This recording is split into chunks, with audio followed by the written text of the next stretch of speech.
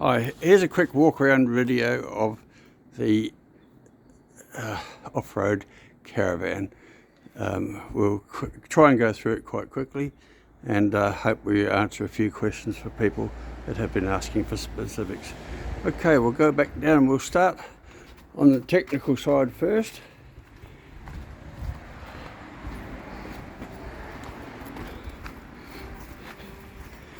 The tow connection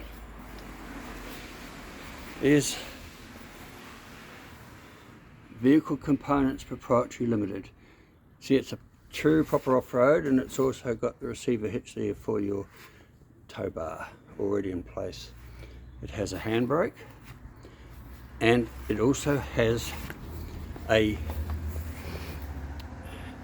brake controller which works. All it needs is power from your power coupling from your Caravan. Otherwise it works very well. You know, it worked for me. We have a leveler there. You can see she's on a true level at the moment. 2 gas bottles, the swap and goes. That one's about a third full, this one's nearly full. We have, if you're towing and you want to power off your vehicle, a modern vehicle now does need something like this. This is what I've got for my own vehicle. They're available off eBay, and they're a DC to DC charger. This one will also do lithium batteries, and it's solar compatible. Okay, we'll go to the front boot. Here you can see that handle there is for your awning. It has a 12-volt light there. It has a mains power.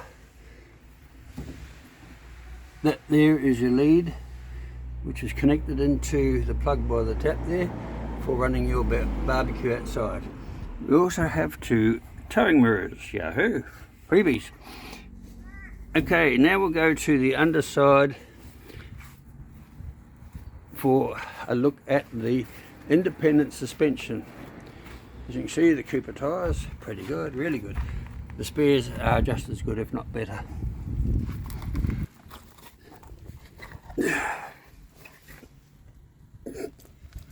Okay, look over the other side. You can see the independent suspension there.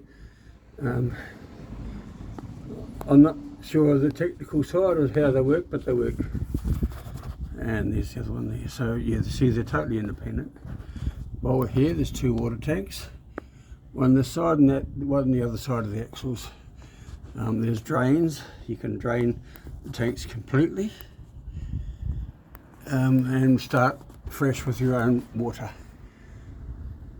Here we go. There's a couple of drains further forward for outlets for the grey water tanks. Okay, let's go upstairs again.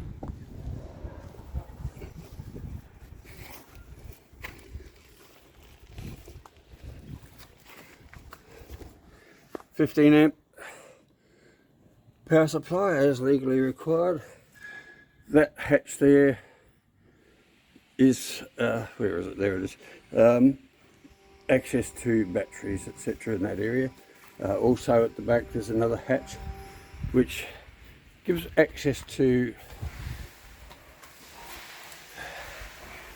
the freshwater hose and the grey water hose, plus 1 levelling ramp. A toolbox there that has a wheel brace and also the hand crank for the jacks. There's another one there inside the van which you can put your electric drill on. Water filler is just there. It's high for a reason, I guess. Apparently little boys like peeing into low ones. There's 2 of these containers to hold your fuel or spare water tanks. Yeah, now you can see how the canvas ties in when she's all properly set up, etc. We have, I'll show you up ahead here. This is one of the linear actuators, one in each corner. They extend 950 millimeters. The sidewalls there are 900mm or 90cm, but it needs that little bit of extra lift to clear.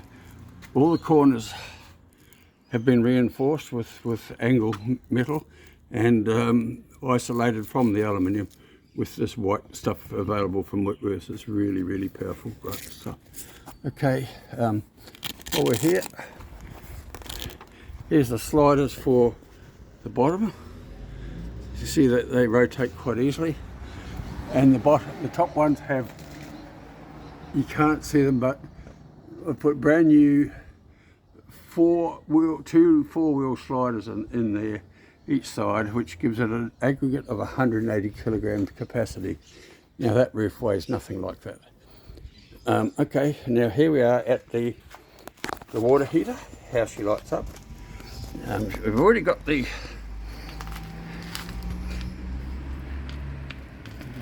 little pilot light glowing. I'll just keep it going.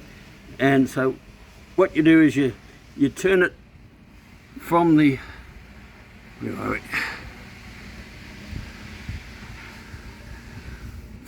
off to the pilot light. You must leave the gas turned on for 5 minutes before you put it to the pilot. You push down that button and hold it down and use a little gas torch to light the pilot in there. Once she's been going for a while like it is, you turn it to full and the way she goes. She'll automatically light, as you can see. Okay, there we go. Okay, now we'll turn that whole thing off. That zips up. We'll go inside.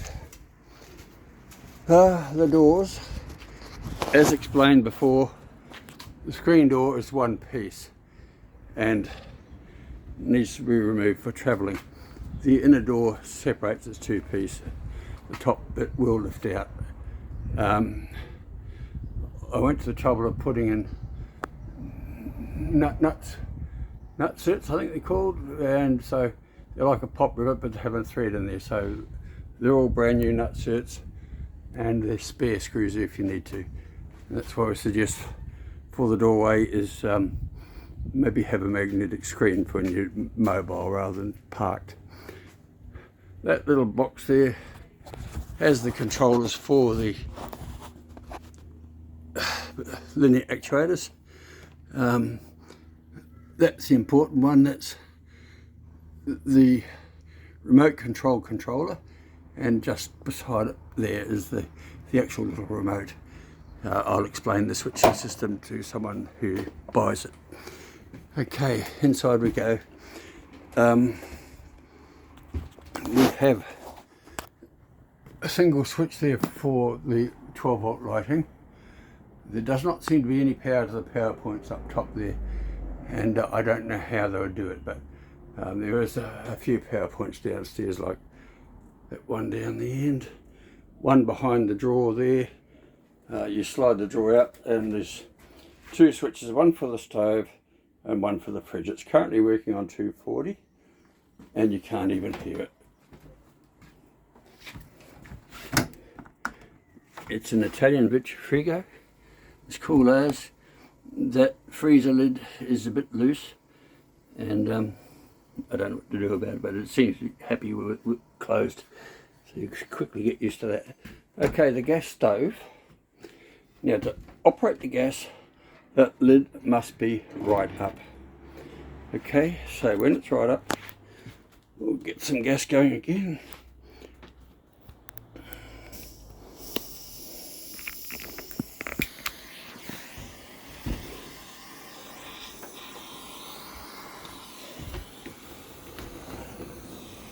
Just hold in for a moment, and away she goes. Back one the same.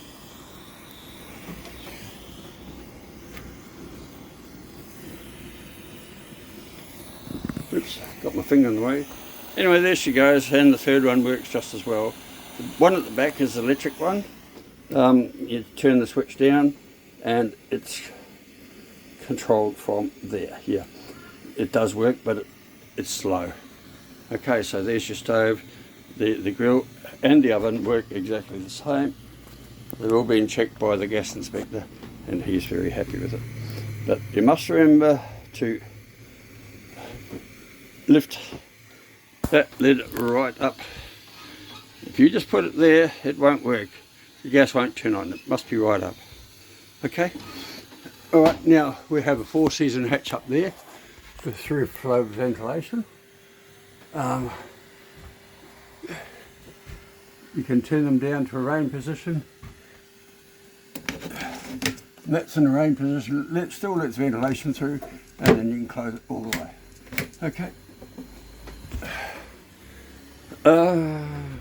Water, hot water, cold water faucet must be folded down for travel. There she goes. Okay. The pump, there is a pump. It's a bit hidden. It switches off and on right there.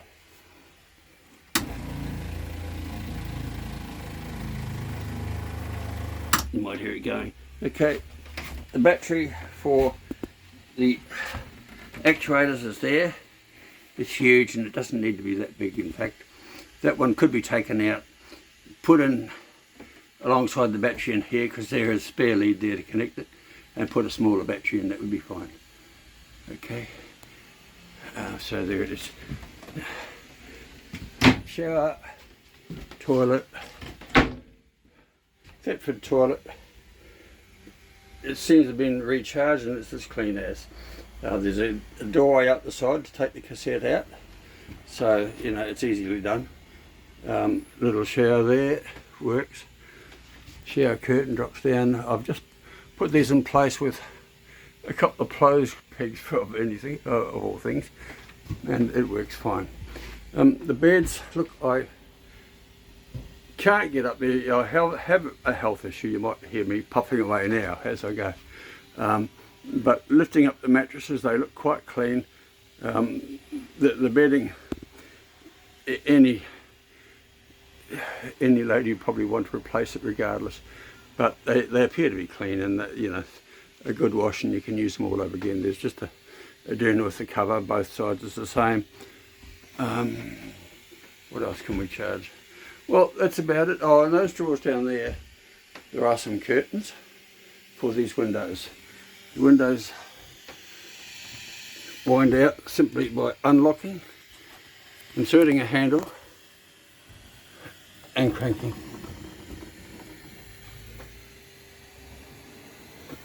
Thought I could hear something.